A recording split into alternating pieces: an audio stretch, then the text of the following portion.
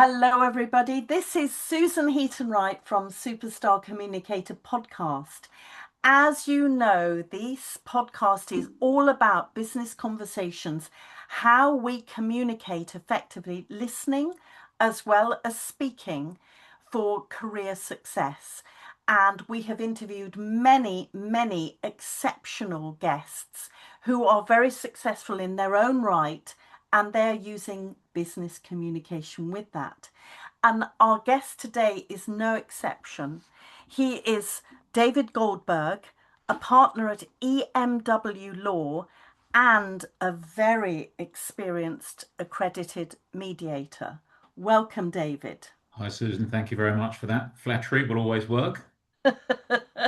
So before we start, for those people who don't know, what is mediation? Okay, very simple question. Mediation is a process which takes place off the record where we bring parties together to try and find a commercially workable solution to a problem. Often it is during the course of litigation, sometimes prior to litigation, but once letters of claim and defence and sort of letters of response have been sent out. And the idea is we understand that there's a problem. One says X, one says Y, and we try to resolve the matter without going to court. My job effectively is to be parachuted into a problem and to try and very nicely, politely, sometimes not so politely, knock heads together and do a bit of a reality check and say, look, this is what you want. Are you really going to get it? To the other side, is this what you want? Are you really going to get it? How much is it going to cost to go there? How long is it going to take to get there? And there are also certain constraints if we're going to do the thing through litigation. So there are evidential rules and witness statements and all the other formalities which need to be done. And the beauty of a mediation is there are no rules. Parties agree in advance to be bound by confidentiality, and then we start that off. And each side understands, whatever you say today, whatever you produce today, whatever is said today goes no further. And therefore, be frank, be blunt, be bold, have a go, and let's get this knocked on the head. And majority of the time, it succeeds. Brilliant. And So, what's the difference between mediation and negotiation? Negotiation, it's a form of the same thing. Okay. I think the difference is if you are in a negotiation, it's the parties often talking to themselves, or you may get somebody, management to management, and there are escalation clauses in certain agreements and contracts that, say, in the event of dispute, it goes up to a board member to have a discussion with another board member. So you're negotiating, but you've still got a vested interest. The difference with the mediation is you've got your two parties with their vested interests, and then you've got me sitting in the middle. So I do a lot of reality checking, for example. So I'll say, look, you're saying this, but can you really back it up? Do you really want to back it up? How are you going to back it up? What's it going to? How disruptive is it going to be to pull together, 5,000 invoices or whatever it is? And how expensive is that going to be? So that's the difference between negotiation and mediation. You are basically putting your trust into a third party that you don't know, whose job is to sit between the two, because it's quite astonishing. You'd be amazed at how big the gaps that are between the parties to start can just be narrowed when people actually apply a bit of common sense. And often in the sort of some of the heavy mediations I do, which are sort of shareholder disputes or director dispute kind of things, Yes. both sides also anticipate that they're going to be net winners. So if you like, one side comes up and says, "Well, I've got a claim of £500,000 because of this," and the other side said, "Well, I've got a claim of 250,000. You don't owe me. I don't owe you anything, but you owe me." So both sides are going to win. And obviously, the situation is, how do we close that gap, narrow the issues, and find something which the parties can live with. Yes. It's not a case of, so I'm not a judge. So it's not a case of one party winning and one party losing. I will often say at the beginning of every mediation, there's no winner, there's no loser. You are both going to share the pain. If nobody comes out of this happy, that's fine, provided you've got closure and you move on. People seem to, if you get in that headspace to start with, it's very different because it's non-adversarial. So and I can't force anybody to do anything. That's the No. that's the beauty. So you've just got to come in with an open mind. I'm intrigued. I always ask this of really successful guests like yourself. What made you go into mediation? Because clearly you are a qualified lawyer. Yeah, so I've litigated for roughly 30 years. Probably 15 so years ago, mediation became a bit of a buzz thing. The court rules changed just before the end of the 2000s, which basically said, the parties now need to be doing more to be proactive because the court backlog is huge, the costs are enormous. Often the costs of pursuing a claim are more than the value of the claim itself. Yes. And it's disruptive for businesses all over the place. And even if you win, you don't always get the result you want, and then you've got to appeal, or one side appeals or appeals some of it. So the court rules changed in as much as it imposed on the parties a soft touch application of mediation, or what we call is alternative dispute resolution. So alternative ways of trying to resolve the matter to make it go away. Um, Everybody started doing that in the litigation field. Um, my take on it was the initial mediators that started this off 15 years ago plus would sort of come into a room and say, Susan, what would you like to do? Would you like to settle it? What offer would you like to make them? It didn't really resonate with me. If you've got a commercial dispute, you need to drill down, you need to get a grip with things. So after about 4 or 5 years of doing it, I kind of got fed up. And I was going behind the mediator at a mediation, talking to the other side and saying, guys, let's just get rid of this. The mediator's, going round in circles. Let's just cut to the chase. And it seemed to resonate.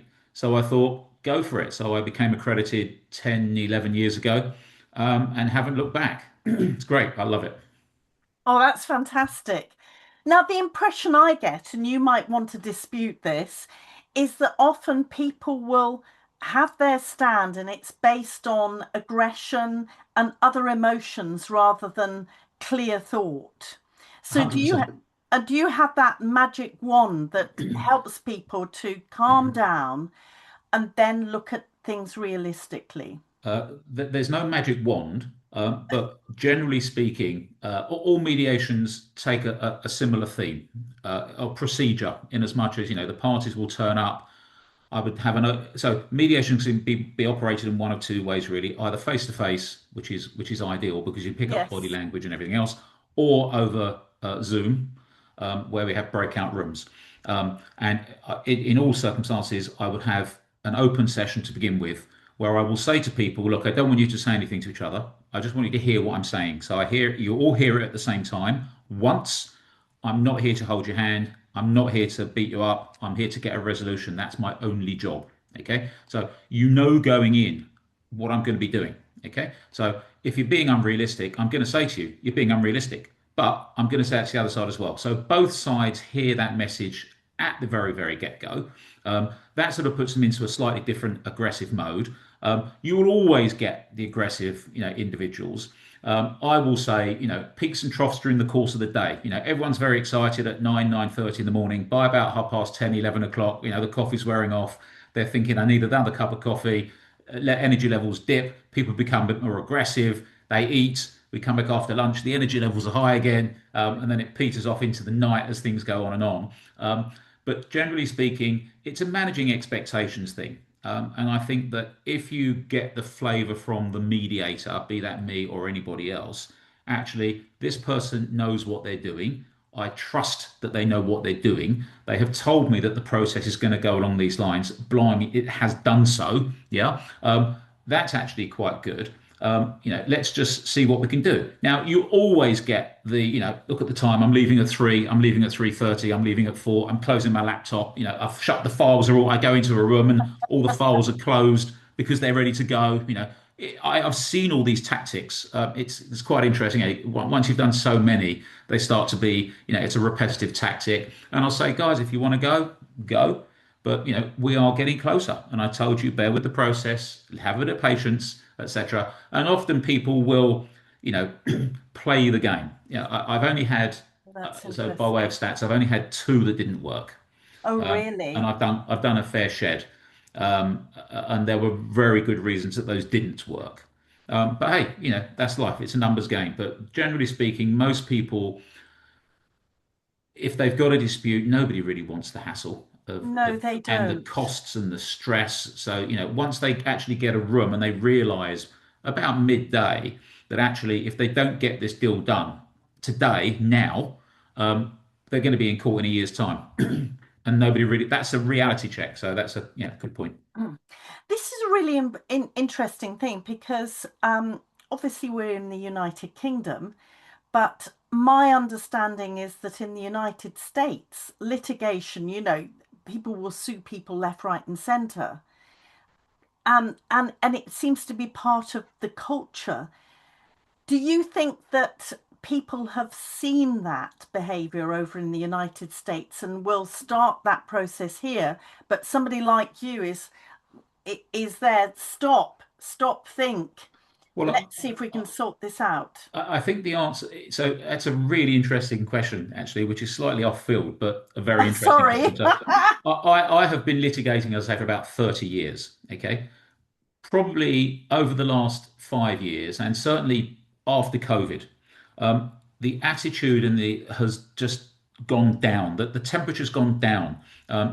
People no longer dress in power suits, and people are no longer as super aggressive as they were. The tone of correspondence has become a more amenable. Lawyers tend to speak more sensibly to each other, a bit more courteously to each other.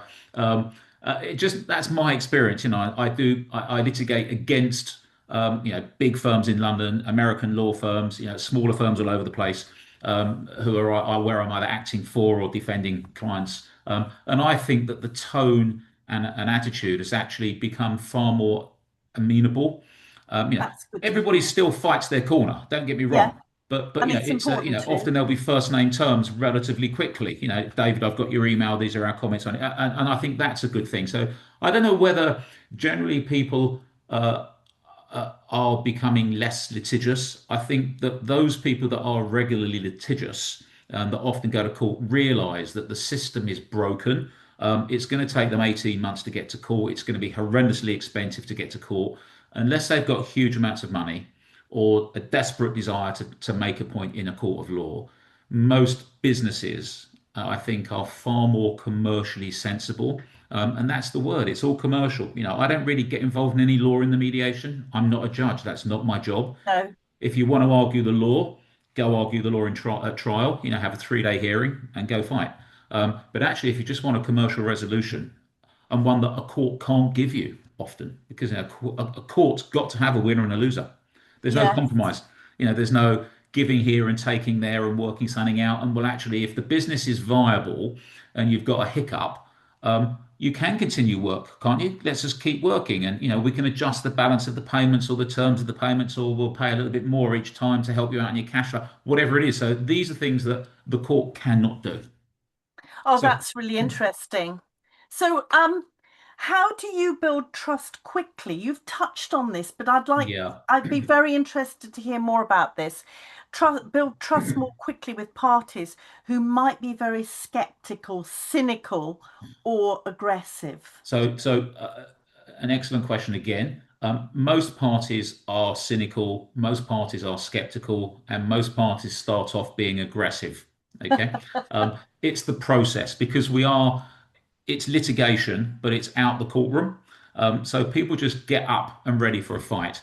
And I think that the answer is, as a mediator, you've got to be quite resilient and you've got to be able to say to somebody, look, you can be as aggressive as you want with me. It's not going to wash with me. I just don't care. You know, um, I've been doing this for years. I've been doing this 10 plus years. My success rate is great. I can prove to you that I can do it. Just bear with the process. Be patient. I know it's alien to you. It's my bread and butter stuff. Okay, I know what I'm doing. Just give the process a while.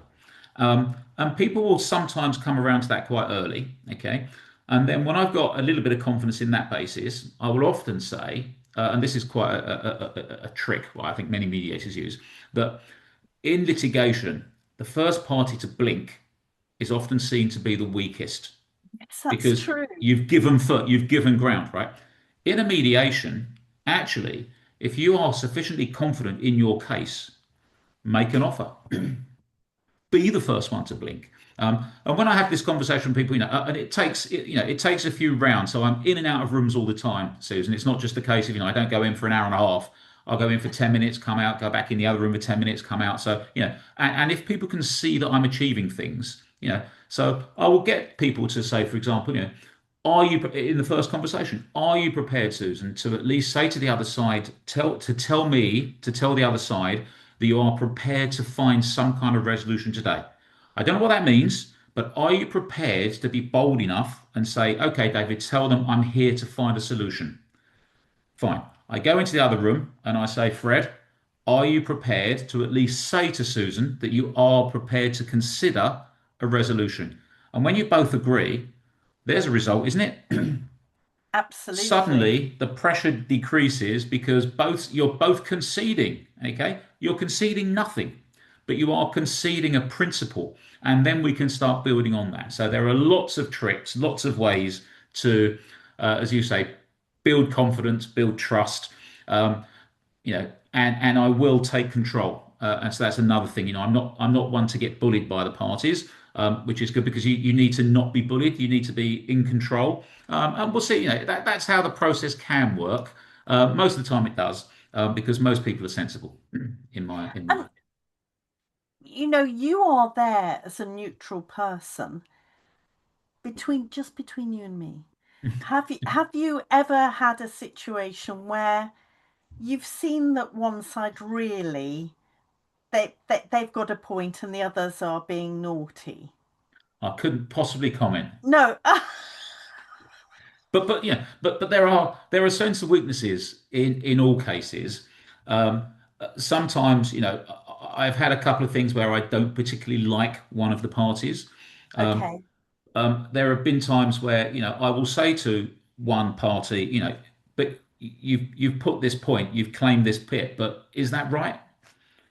Because Yes. my job is to challenge. Okay, I'm not there as a judge, I'm not there as a lawyer, but often when you've got barristers in rooms or you've got lawyers who have drafted complicated legal claims, claims, particulars, defenses, replies, all sorts of documents, and they've got their name on these things. Okay, so they've taken ownership and they've said, we're bang to rights on this point. We're absolutely bang to right, David. And I'll say, well, are you? Yeah, I'm not questioning you. I'm not challenging you. I'm just questioning you. Is that right? Is that right? Or is that a 50-50 risk? Or actually, is it a 70-30 risk? So I've kind of been through the mire enough times where, there is no such thing as a slam dunk case. Oh, that's So you interesting. can you can always, turn it and flip it and ask different things. Okay. And you're clearly very experienced in this. Can you walk us through a memorable mediation that didn't go as expected and what you learnt from it? Because every day's a school day, isn't it? Every day is a school day. I had a very hotly contested neighbour slash boundary dispute. I Okay. can't go into too much Of detail course for not. obvious reasons, but two neighbours, one house substantially larger than the other. Um, Various issues were in play, both sides complaining that the other side had done wrong in relation to all sorts of things. So there was harassment claims, there was trespass claims, there was abuse claims, there was racial discrimination claims, Mm. a whole bag of, okay, horribly complicated. Both barristers were with me for the mediation. It had been going on for, I don't know, a year. And basically it was a trying to find a resolution to keep these two warring parties who were literally neighbours, okay, and you couldn't even speak to each other to take the bins out. If I was taking out the bins now, you'd have to wait till I come out and put it back in before you come out. It was that kind of. It was incredibly toxic. Okay, Oh um, dear. and during the course of the conversation, and I was thinking, blimey, how am I going to get this one over the line? Um, and then sort of halfway through the day, we'd gone out drawing lines on the road to see where cars could be, and we discussed whether we could approach other neighbours about things, and we were discussing, how we were going to work about parking extra cars elsewhere and dealing with school runs and all the sort of usual stuff. And then one of the parties said, the other problem is we'd very much like to move. So one of the bigger house, the smaller house said, we'd very much like to move, but of course we can't move now because we're in a dispute and no one's going to buy our house. So that was just in a passing observation. Um, I then went into the other house, and a passing observation by them, blah blah blah. Oh, we're looking to buy a house for one of our kids. We can't really find anywhere nearby. So we played the game a little bit longer. It wasn't going anywhere, and short circuit. A couple of hours later, the agreement was that one house would just buy the other one. Now, that is, I wasn't involved thereafter, so I don't know whether it ever happened. But the deal was, we would get a valuation from three valuers. That would then be put in. That valuation was already agreed. We would then buy it within a certain amount of time, etc. So we had structured heads of terms, if you like, or a deal had been Yes. structured. And I think the reason that one, your question is a memorable mediation. That one was excellent because it was one where I couldn't see a way out and one just arose. Um, the other reason, what did I learn from it? Keep your eyes open, keep your ears open, and just listen. And the other beauty of that is that it demonstrates perfectly why mediations work, because there's no way a court could have done that. Um, No, a not at court would all. have had to go through 2 or 3 days worth of hearing evidence, cross-examination, decide, who was doing what, and wrong, what, not wrong, right, wrong, and not wrong. Likewise, on the other side, we'd have neighbours coming in. There would be photographs. There was lots of video evidence, and it would have taken days. Yes. But the court couldn't have basically said, you know what, just you buy the house. So that was a really memorable example. And otherwise, I've done more commercial partnership disputes, which are actually quite nice, where you sort of get people on the hook for personal guarantees on shareholders and loans and various things for large amounts of money, where they're quite satisfying when you get them sorted out. Yeah, but again, it's a case of often you'll have. I did one very, very recently, a very contentious one with lots of money involved, with three parties. At which point, three parties not talking to each other, each pointing the finger at each other, the other.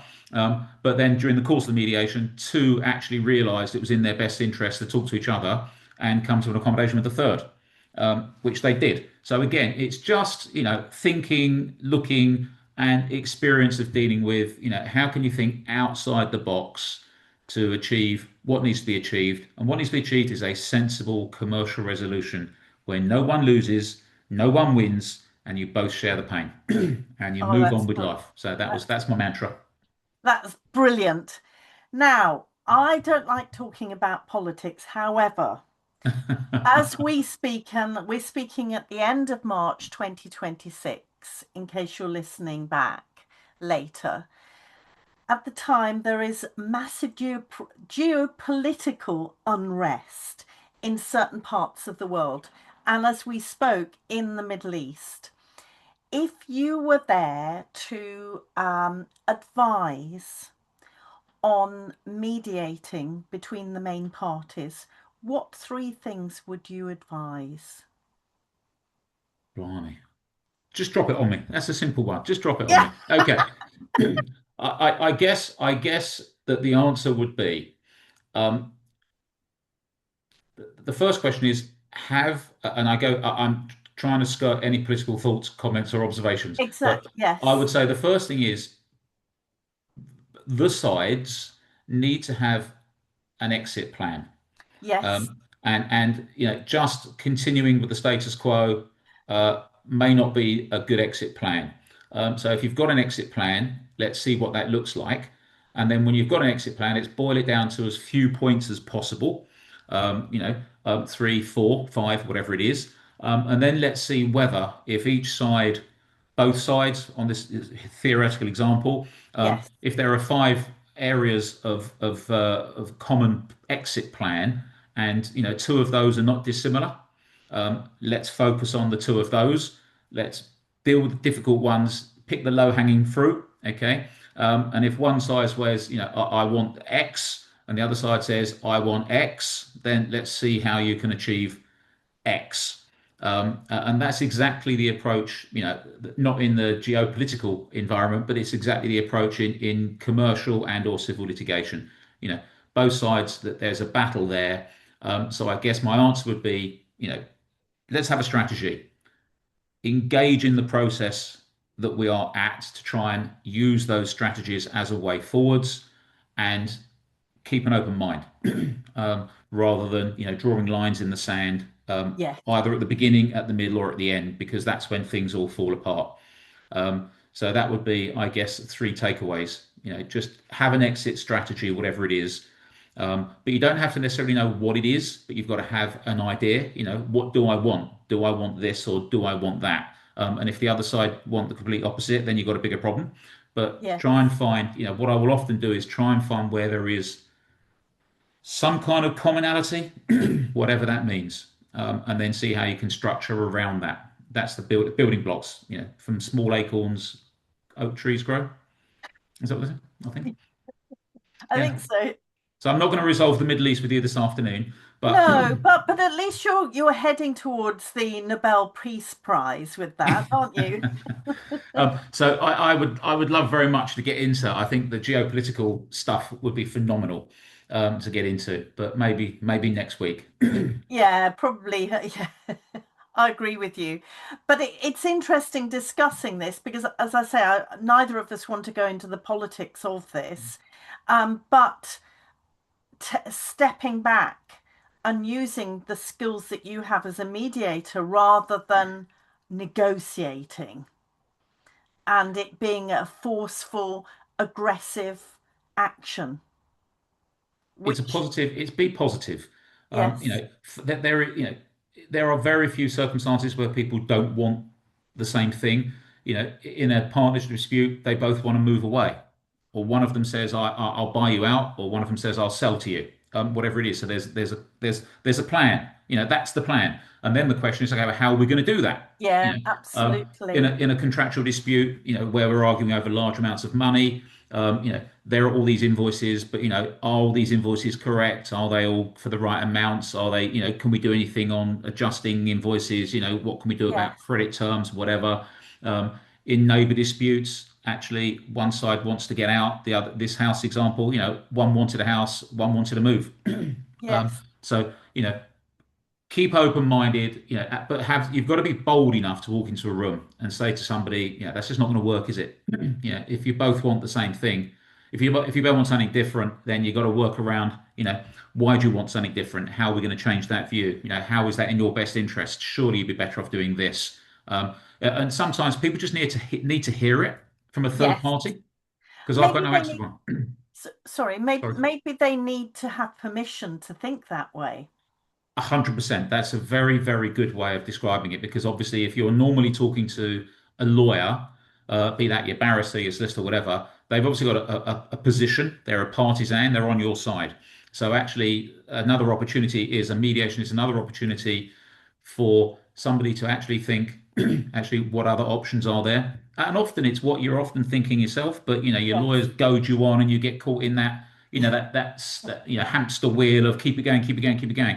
And if somebody actually slams the brakes on and says, "Let's look at this in a slightly different way," yeah, there we go. There we go. Yeah, very good point. so before we finish, what are your three top tips to share with the audience really regarding mediation? Oh, I think probably the same sort of things that I just said before. Be brave. Yes, Go into one of these things, understanding it's out your comfort zone. I know you've not done a mediation before, and if you have done a mediation, it's not going to be the same. So no two mediations are the same. So be brave. Go in open-minded. That would be the other thing I would say. Keep an open mind. Don't draw lines in the sand. So don't draw lines in the sand at the beginning, or at the middle, or at the end. Okay, just keep a general overview of where you're going, and bear with the process, because all of this, it's a system that works. There are stats out there by CEDA, which is the Centre for Dispute Resolution, yes, which is excellent. And I think something like 80% of mediations succeed on the day or shortly thereafter, which in itself is a stat which is a fantastic one to have, because they work. And if people understand that they work, they are slightly more inclined to use the day. You've got a day, you've got one day, to resolve something that's been rumbling on for 18 months and is going to have another yeah, 18 months to go. You're £150,000 in, and you're going to cost you another 500,000 to go to trial. It's madness. You haven't got time, to be, finessing stuff. You get straight to the crux of the matter, and let's say, okay, what do you want? What do you want out of this? And I will say to people often in advance of a mediation in a call, a day or two before, look, Susan, I've read all the papers. Tell me now, it's 3 o'clock Friday afternoon. We've got 2 hours more. What do you want? How do you want to resolve this? I have the same with Richard on the other side, and often they're not a million miles apart. So let's get on and work to that and get on with it. So be brave, be open-minded, and trust the process because the stats, and they're not my stats, the stats show that the process works. And the stats never lie with something like this. Well, they sometimes lie, but not in this process. Well, I think that there's lies, damn lies, and statistics. I think somebody said, but the mediation stuff. My personal experience of mediating has been exceptionally good. The cases I've mediated as a party to, pretty much all have settled for whatever reason. And the stats are out there for greater minds than mine that work these things out properly. And there are audits that are undertaken by mediation users and providers, and CEDA is a very good body. They're the overarching one of the overarching bodies, and they've done and they say it, and the CMC, the Civil Mediation Council, also produce stats, and they all show the same thing. So Yeah, it definitely works, but you've got to trust in the process. You've got to have the right person for your mediation as well. Someone that's just going to get on that's with a it. good point, isn't it? So I've actually done, I'm not sure if I'm allowed to say this, I've done a batch of podcasts already, which can be found on usual forums. And one of those is picking the right mediator, how to deal with stalemate, how to deal with obnoxious people, pitfalls in preparation for mediation. There's a sort of sound bites on what people can do. So the kind of stuff, a bit more niche, or Yes. honing in on this general conversation, but again, might be an interesting listen.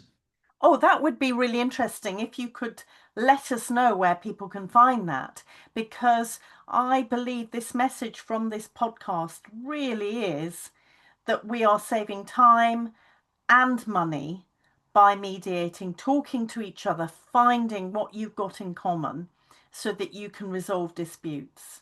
Absolutely, 100%. The podcast that I do is called "Calm the Conflict: The Art of Resolution." So it's calm the conflict, the part of resolution. It's on the usual places, Okay, we'll LinkedIn, make sure that Apple, we have a Spotify, yeah, etc. So that's just one way of doing it. But yes, I think the whole thing is, if anybody's interested in learning more about it, that doesn't know more about it, either feel free to reach out to me or reach out to you, and you can put them in contact with me, and I can help any way I can. fantastic. And you said about reaching out to you. Would they be able to via your firm or LinkedIn? Absolutely right. So I've got a profile on LinkedIn. More than welcome to message me on LinkedIn. Alternatively, through the EMW website. Sorry, find it on the website, or David Goldberg at emwlaw.com. And you can email me there, or via you if it's easier, whatever people Okay, want to do. And we can keep in touch. So brilliant to help if I can. excellent. Thank you so much, David. No, This has thank you. been Thank you. fascinating. And I'm sure that the audience will find this really interesting. Thank, Brilliant. I hope so. thank you so much. Lovely. Thanks very much indeed. And this is Susan Heaton-Wright from Superstar Communicator podcast. Until next time, keep safe, keep well.